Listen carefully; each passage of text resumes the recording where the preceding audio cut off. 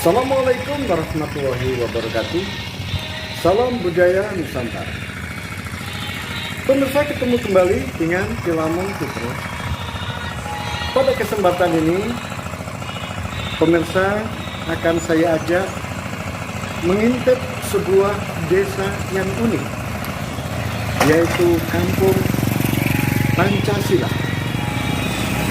Bagaimanakah Kampung Pancasila yang ada di Kabupaten Lamongan? Mari kita ikuti bersama-sama penjelasannya dan kita akan berkunjung ke tempatnya. Pemirsa dimanapun Anda berada, Kampung Pancasila di Kabupaten Lamongan adalah Kampung Balut. Pemirsa, Kampung Balon ini pada zaman dahulu disebut dengan Kampung Candisari. Kemudian kampung ini ditempat tinggali oleh seseorang tokoh. Tokoh ini adalah tokoh penting karena masih keturunan raja. Dia adalah seorang penguasa dari Belambangan. Namanya adalah Prabu Tawang Alun yang pertama. Prabu Tawang Alun yang pertama ini ketika memerintah di Belambangan, yaitu pada tahun 1633 sampai tahun 1639. Maka pada tahun 1639 ada penyerbuan secara mendadak yang berasal dari Mataram.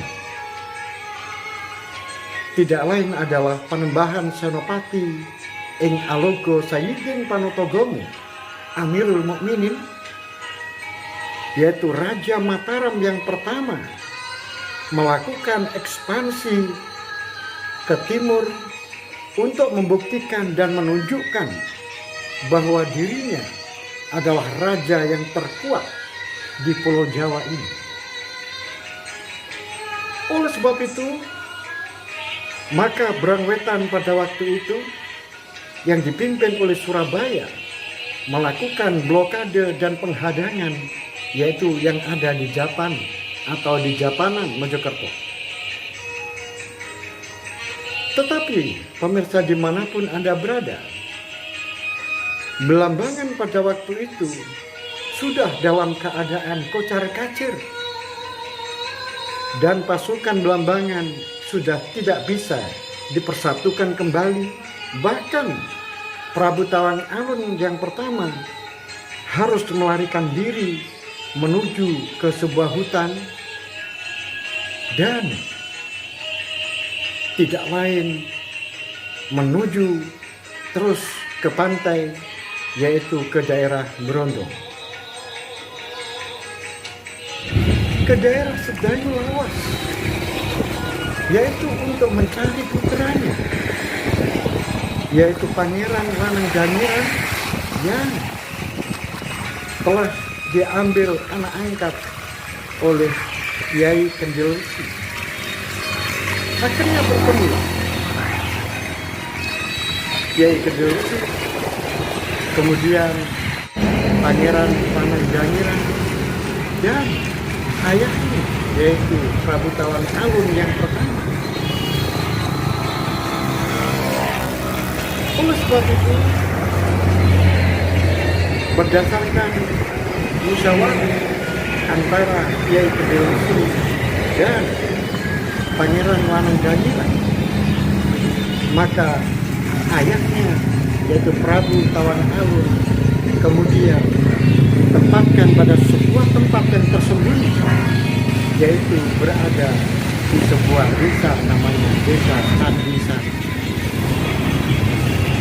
Pemirsa dimanapun Anda berada, siapakah Prabu Tawang Alun?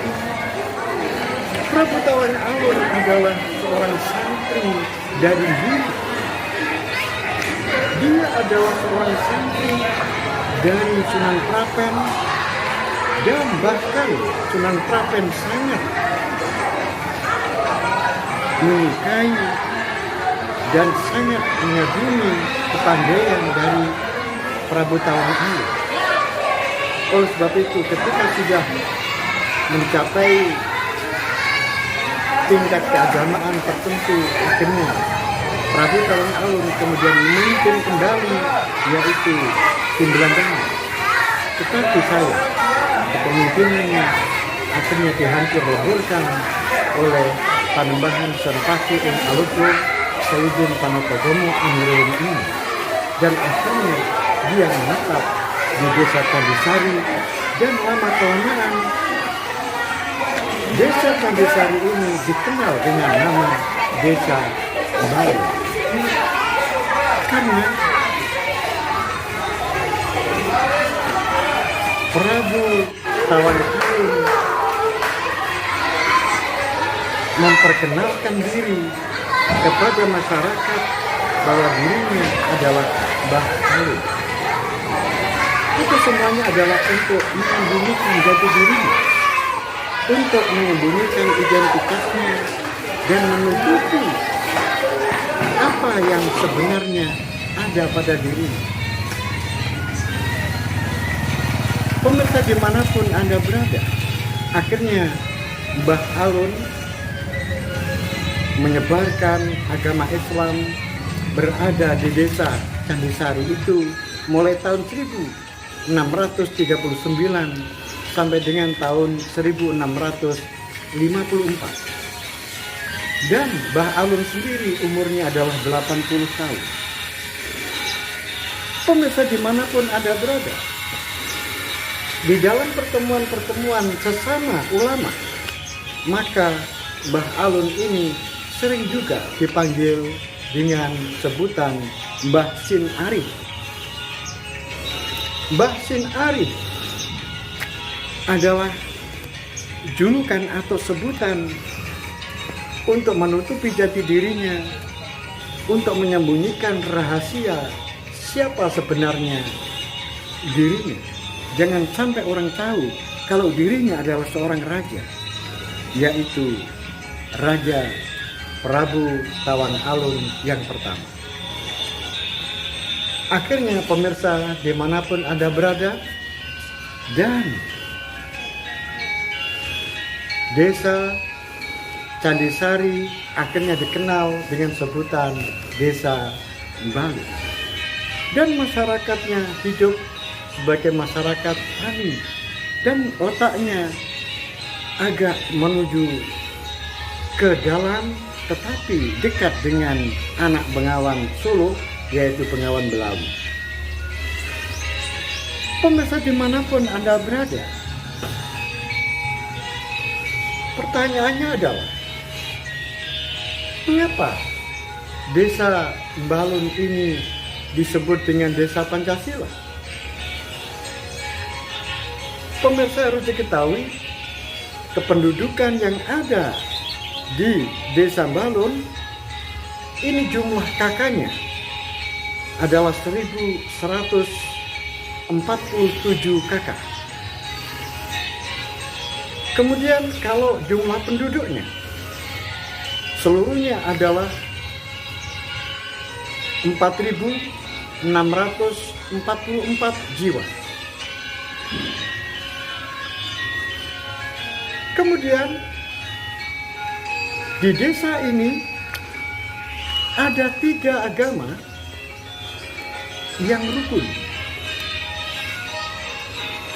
Dari 4.644 jiwa yang beragama Islam, jumlahnya adalah 3.498 orang. Artinya 75% penduduk Desa Mbalun memeluk agama Islam. Kemudian ada 857 orang atau 18% dari jumlah penduduk seluruhnya memeluk agama Kristen. Dan sisanya 289 orang atau 7% dari jumlah seluruhnya adalah memeluk agama Hindu. Pemirsa dimanapun Anda berada, anehnya ketika agama ini saling berdampingan, masjidnya juga besar dan megah, gerejanya juga besar dan megah, puranya juga megah dan besar. Semuanya dalam keadaan baik. Tidak ada yang tersisih. Masjidnya bagus, gerejanya bagus, puranya juga bagus.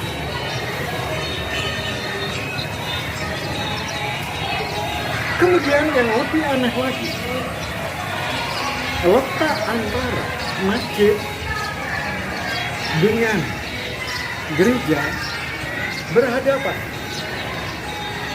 Masjidnya di sebelah barat, kemudian ada lapangan, kemudian di timur lapangan itu berdiri gereja. Kemudian di sebelah kanan masjid sudah terlihat gapura dari sebuah pura. Maka di sebelah selatan masjid itu berdiri sebuah pura yang menghadap ke selatan. Sehingga letaknya tempat-tempat ibadah itu tidak berjauhan, berdekatan.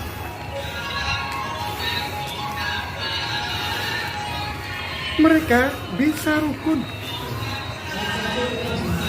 Mereka belum pernah berselisih paham. Bahkan ketika saya bertanya kepada tokoh masyarakat yang ada di sana, sejak 57 tahun tidak ada kasus yang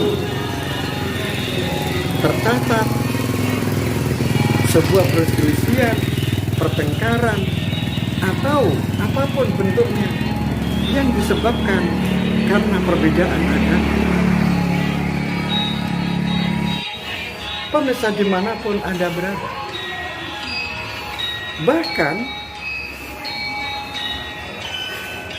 di dalam satu rumah, ayahnya beragama Islam, ibunya beragama Kristen, anaknya beragama Hindu, dan ada yang beragama Kristen. Itu sudah biasa.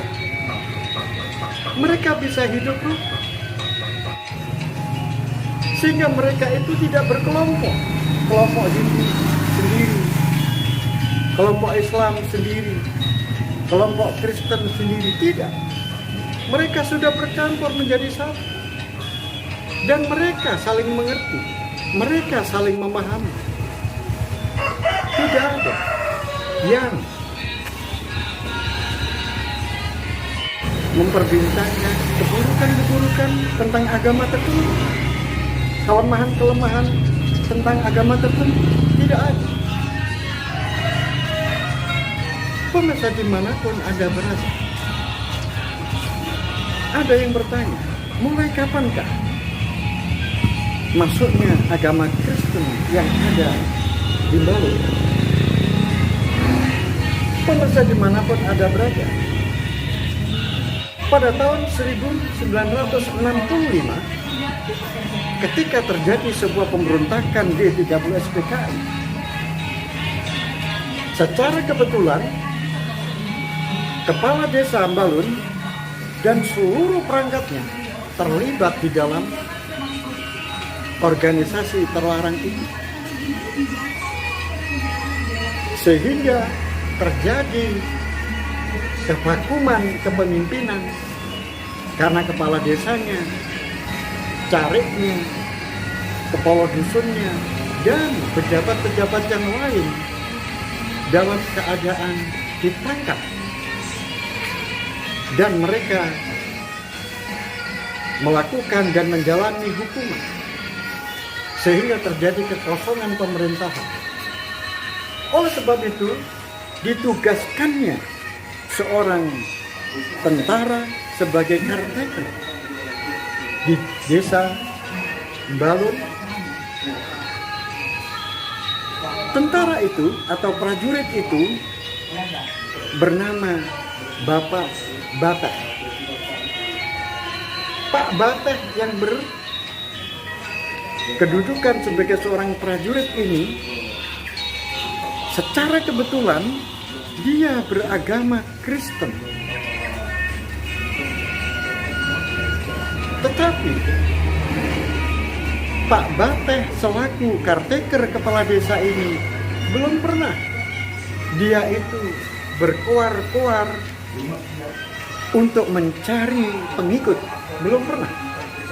Tetapi karena tingkah laku dari Pak Bateh ini baik, sehingga mereka diturut oleh masyarakat, dan akhirnya ada masyarakat yang tertarik untuk mengikuti agama dari Pak Bateh.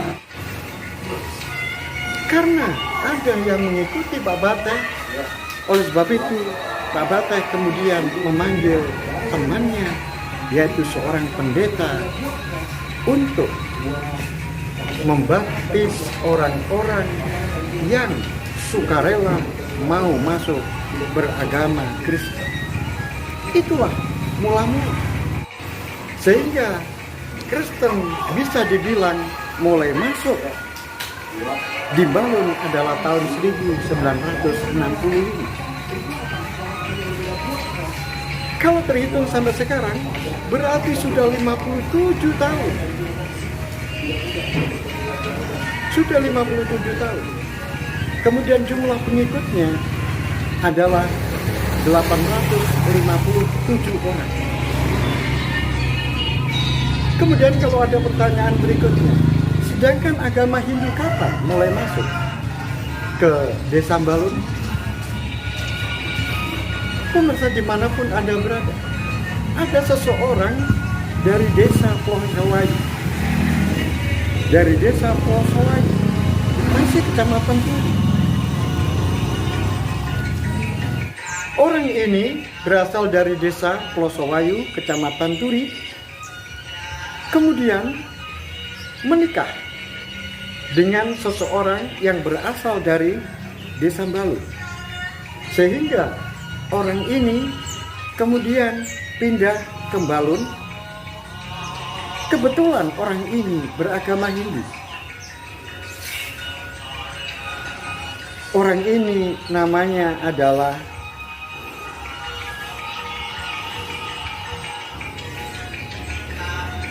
Tahardono.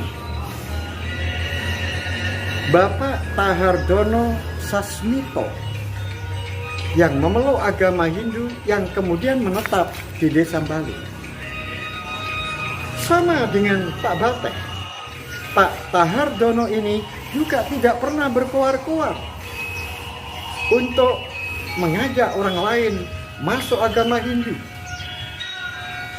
Tetapi karena kelakuan, tingkah laku, perbuatan, ucapan bisa ditiru oleh orang lain, bagus menurut orang lain, sehingga orang lain tertarik. Akhirnya datanglah orang-orang ke Pak Tahardono, kemudian minta untuk diajari beragama Hindu. Oleh sebab itu, oleh Pak Tahardono, karena tidak ada paksaan, maka mereka kemudian disambut dengan baik, dan akhirnya pada tahun 1967, berarti 2 tahun setelah masuknya agama Kristen, maka mulai ada bibit yang masuk beragama Hindu, dan setelah sekarang sudah punya pengikut 289 orang.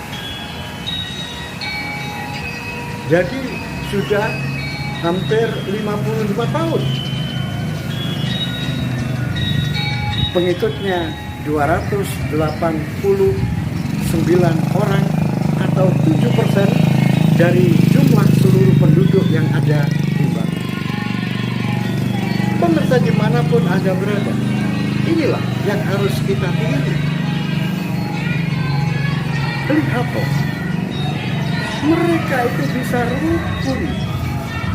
Mereka bisa hidup bersama dalam satu kampung. Setelah saya telusuri dan setelah saya tanyakan, apa ini resepnya? Ternyata resepnya ada 3 hal. Resep yang pertama adalah punya semboyan, tidak aku, tapi laku. Artinya tidak aku berarti tidak menonjolkan egonya, tidak menonjolkan akunya, tetapi diakui oleh orang lain. Tetapi laku ini sebagai dasar mereka bisa hidup bersama, tidak menonjolkan akunya. Kemudian yang kedua adalah toleransi yang nyata, bukan di bibir, tetapi harus dibuktikan dengan nyata di dalam kehidupan sehari-hari. Nyata di dalam toleransi. Apa sih toleransi itu? Toleransi itu adalah tenggang rasa, membiarkan orang lain melakukan peribadatan menurut agamanya tanpa kita mengganggu. Itu adalah toleransi.